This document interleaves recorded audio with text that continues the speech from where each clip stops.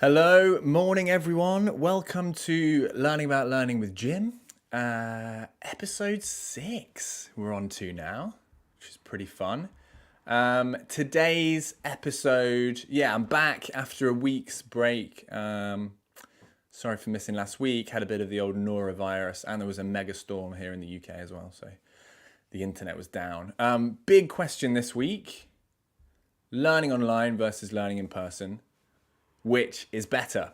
It's easy to say that it depends. Of course, that's kind of always the answer when we pose maybe false dichotomy here. But for the sake of argument, I'm going to try and come down on one side and say that learning online is best. Of course, I'm a bit biased as that's kind of what I do in my work. But in my world, I've seen a ton of advantages for online learning. I've been involved in online learning maybe six years now, and then of course, like since the pandemic hit, everything's been online, and everything's still kind of exclusively online. There's some really obvious ways in which it's kind of better, feels better, certainly for me in my work, my clients. Time saved through travel, accessibility for people in different locations, but also at different levels of an organization. I've been involved in things where previously in an in-person experience, they'd have flown in the all the kind of C-suite into one location, nice fancy hotel, but as it's online, they're able to invite people from across the or up and down the hierarchy, and it makes these things much more accessible. Focus, I think, of course, there's like all sorts of distractions with online learning, digital learning, but I certainly feel like me and my learners are more focused.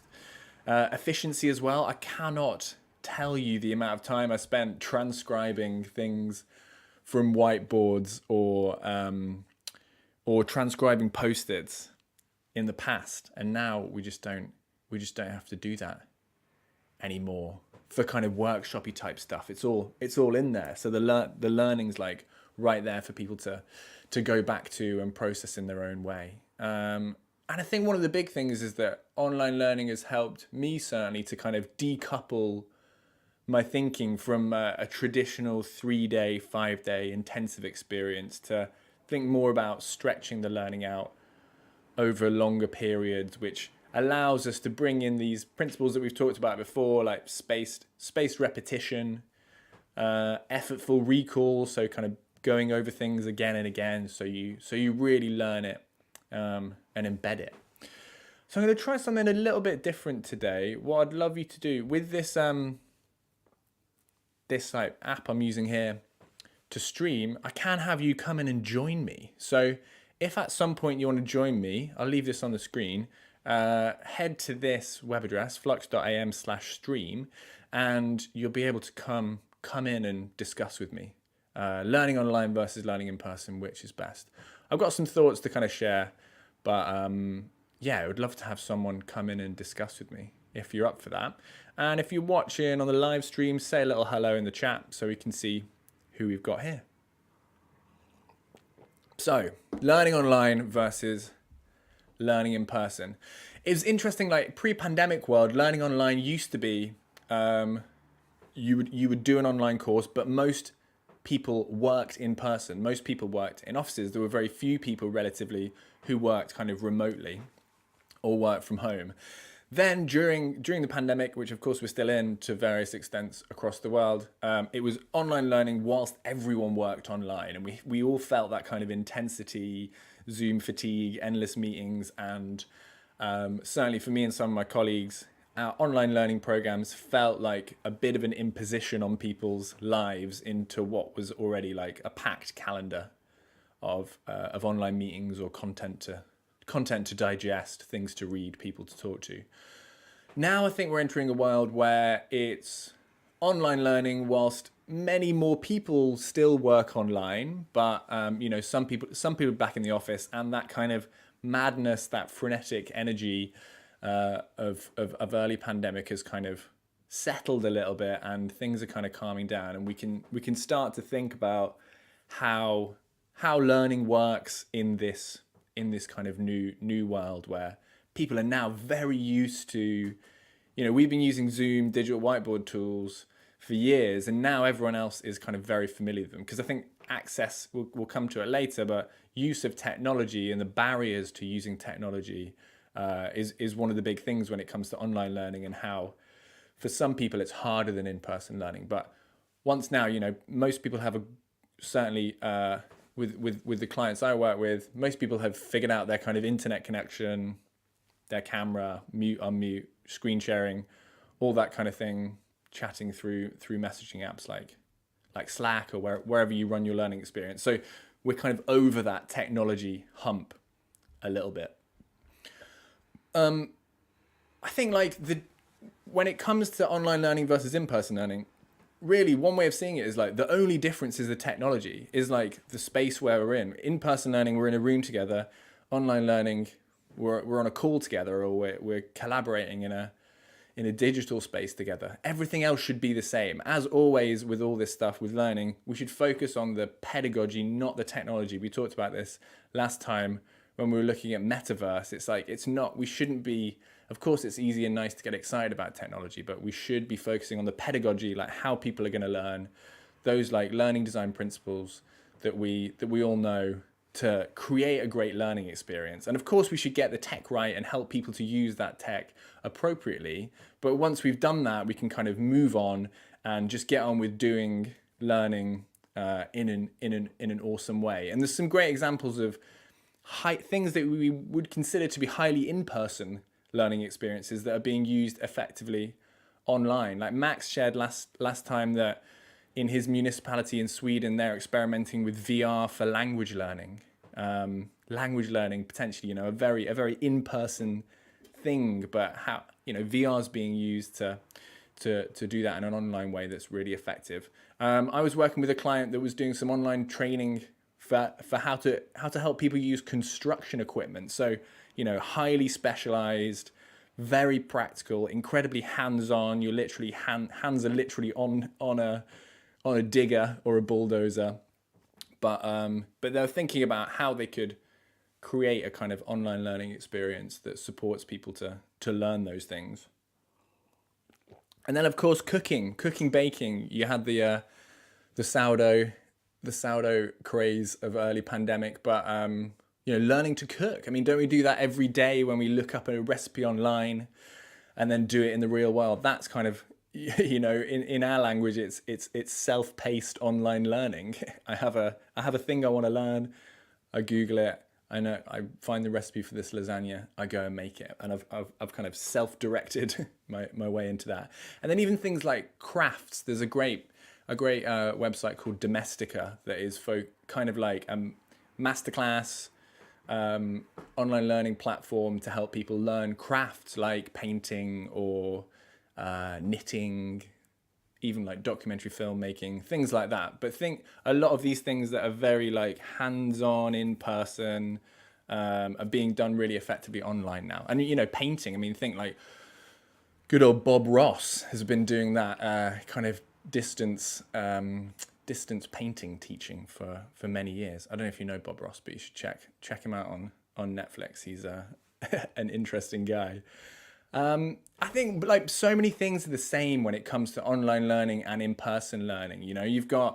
There are loud people, there are quiet people, whether it's in a room or on a Zoom call.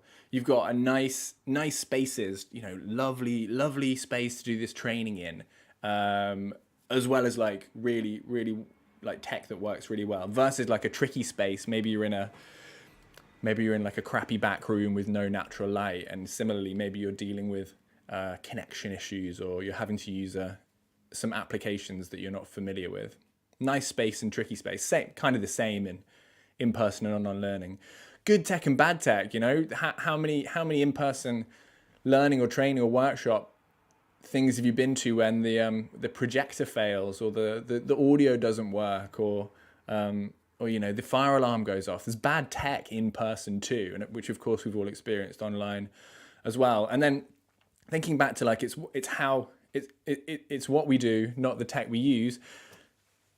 Online and in person, like they're both still full of like people reading long PowerPoints endlessly, awkward icebreakers, people sitting down too much. These are things that are just kind of indicative of bad learning experiences, not necessarily online learning experiences or in-person learning experiences. And I was thinking maybe it's that actually, because this question kind of prompts a lot of discussion and debate in people. And I was thinking maybe it's that we miss the in-person as learning designers, like at its best. You know, when my job was most exciting, I was traveling all over Europe. You know, you're in a hotel, there's the buzz of the people in the room, you're meeting up with a colleague and doing kind of last minute changes to your design the night before, going for beers afterwards. Like it's really fun in a way that you just don't get with online. But there's also, you know, in person had its bad points too. You know, at its worst, it's like another terrible meeting, and I've had to wade through people in a busy train station to get there, and you know, chugging bad coffee from a staff room, and there's just all these blank faces staring back at me. Like maybe it's better for someone to just have their camera off if they're not engaged, rather than have their see that blank face in a room when someone's not into what I'm saying.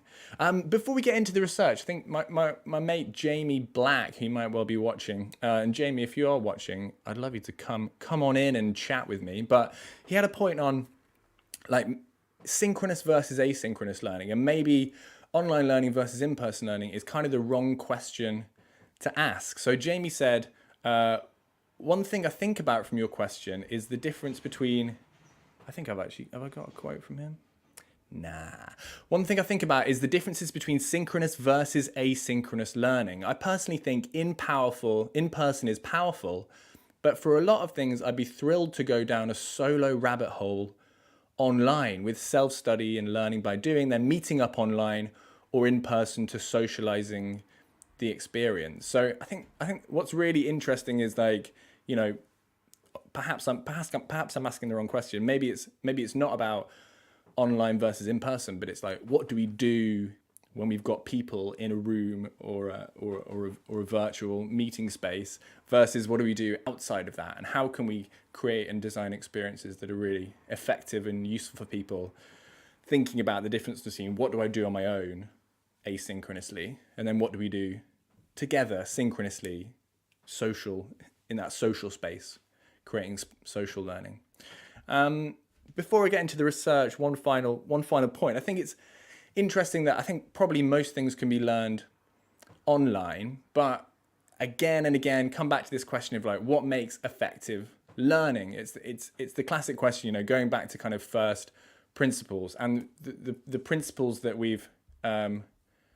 that I've shared a bunch of times, you know, spaced practice and interleaved practice. So you're kind of going from one thing to another, giving your brain a bit of a break, so you can process what you've learned, work on something else, then process that, work on something else. This kind of spaced and interleaved practice, and actually a kind of 3-day intensive workshop doesn't really give you much time to do that. It's quite a heavy load on your brain, and to me, it's no surprise that people come out of those intensive experiences potentially not having actually learned the thing they were supposed to learn. Maybe they had a great time, but it's the things after that. So supporting them through, the term is effortful retrieval. So they should do some work to remember the things that they've learned in that learning experience. And the harder it is for them to retrieve that, the more work they put into retrieving those memories, those concepts, those ideas, the deeper that learning will be. And of course, the learning needs to be relevant to their own needs or goals. Perhaps it should be fun, should certainly be memorable, but of course, any fun and exciting, interesting, new, innovative things we bring in should be in the service of people learning the thing that you want them to learn. We don't want to of course we want people to have fun, but you know, do you want them to remember the fun, stupid icebreaker you did, or do you want them to remember a fun way in which you taught them about, I don't know, agile principles or something? So always thinking about, what do we want people to learn? How can I do that in the most effective way? All right, let's dig into the research. Got about 5 mins left.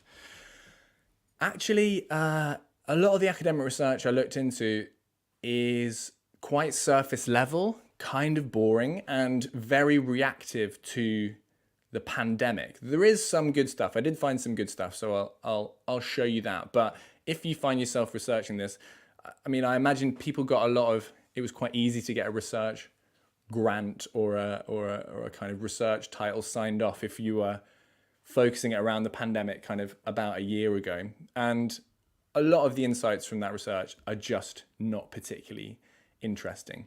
There's one I found which looked at the concept of mattering, which is and a lot of these research papers look at learning in school, just because that's kind of that field is much bigger than learning at work. So mattering is they describe that as the tendency to view oneself as significant to others, and that if you feel like you matter, if you feel like you're significant to others, your mental health is going to be higher, your psychological well-being is going to be higher, and you're going to learn better.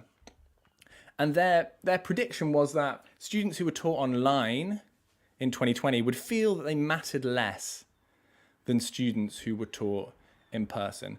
And that kind of prediction was borne out, that people felt like when they were connecting with their tutors, teachers online, they felt less significant, less seen as individuals than people who were taught in person. Kind of countering that, they also found that for a lot of people, for a lot of kids, a lot of students, the online space, there's no bullying, there's less peer pressure, social anxiety was removed, and they were much more able to focus on learning. I think some of those things are applicable to the workplace too. We have workplace bullying, all sorts of dark things go on in workplaces. And for some people, the online space is a safe space, but of course the reverse is also true. For some people, school is the only safe place they have in their lives. Work is the only safe place we have in their lives, and there's been some quite shocking statistics about incidences of violence in the home during the pandemic. So I think this is a kind of double-edged sword here. Another paper that was looking specifically at in-person or virtual training. And this program was about teaching people what they call relational fitness skills for life. So communication, conflict management. So, I mean, a topic that you would think is very well suited to an in-person experience, very intimate, very kind of human-focused.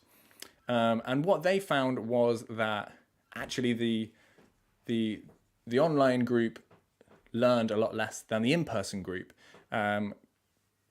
potentially feeding into the kind of those assumptions about the specific topic. If you're talking about conflict management skills, it's kind of better to be in a room with people so you can coach them and guide them through that. But as I kind of read deeper, it emerged that the instruction material was designed for in-person delivery and was delivered in the virtual environment without adaptation. And their recommendation, therefore, was further adaptation of the curriculum, including changes in delivery, may be needed to improve effectiveness. Well, yeah, probably. It seems wild to me that that they would create an experiment where they did absolutely no adaptation from the in-person materials to an online space, and then compared those things directly. Like, of course, the online version saw less learning because those materials and that process was created for an in-person experience. They gave people a 90-minute training session just on Zoom, absolutely no support for how to deliver online. So I think, firstly, like, what a waste of time, this piece of research. But secondly, I think one thing we all know, you need to adapt and be very specific about when you're doing something for online. It needs to be a custom built solution for whatever your online remote distance learning experience is. You can't just do what you do in person at all. And actually, a lot of me and my colleagues' work in that first year of the pandemic was adapting in-person experiences to online ones. You simply need to. It's just not fair to compare these two things. Final one is about social presence. So they researched the idea of like how social presence is, I guess kind of connected to mattering, the sense that a person is a natural person and that their communication online is genuine and authentic. And they were looking at how if an online course elicits more social presence, if the instructor, the students feel more like, you know, they're genuine, authentic people, does that improve learning? And basically, yes, evidence suggests that social presence positively affects students' learning, participation, retention, and motivation. At the end of that paper, they come up with what they called 6 instructional practices to increase online engagement and student retention. Back to my point in the beginning, I think these also apply to in-person learning. These are just good pedagogical principles. So they talk about 1, building a community of students. 2, clarifying course expectations and objective. 3, employing the best tools for interaction. 4, promoting the exchange of information. 5, providing timely and actionable feedback. And 6, creating a student-centered environment. They're what you need in any learning experience. It's certainly not limited to online. So I think just kind of to reiterate this point one more time, it's not about the tech. Once we can get past the technology, we can all use it with the fluency that we would, you know, a notebook or a whiteboard. Once we have those skills, then it's not about the tech anymore. It's about the pedagogy. It's about the environment you create, the connections you create with people, the rigor with which you give feedback. So that's the research. As I said, kind of not amazing this week, but some interesting things to maybe kind of kick back on, and certainly all quite reactive to things as they were back in 2020. And I think it's just another good reminder, and one of the reasons for me why I've not done a PhD is that academia works at quite a slow pace, and that's an important thing because rigor is really important, and there's a lot of bullshit in the business and learning world, and we need that rigor. But things are changing very quickly online, especially in the last 2 years, and perhaps academia isn't the best place to look for insights into that. Whew, there we go. That's that was it. That was episode 6, learning online versus learning in person, which is better. I'm actually doing, next week is a collaboration between me and my colleagues at CoLearn. So we're going to do a reflection special. We're going to look at, let me just find the exact title of that. Looking at reflection, and the title is reflection essential for learning? So I'm going to be joined by my colleague Maria, who is going to be discussing that with me, and I'll look into some of the research around reflection and see if we think it is essential for learning. It's something we chuck into our learning experiences. I mean, we think it's really important, both for me and my solo work and the work I do with my colleagues at CoLearn. Reflection's really crucial, but is it essential for learning? You know, let's go back to that old kind of the Kolb learning cycle and dig into that a little bit more maybe, and see what we can dig up. Thanks for joining, folks. It looks like some of you made it through to the end. So I'll see you next week for an exploration of reflection. Is a reflection essential for learning? Have a lovely weekend, and I will see you all later.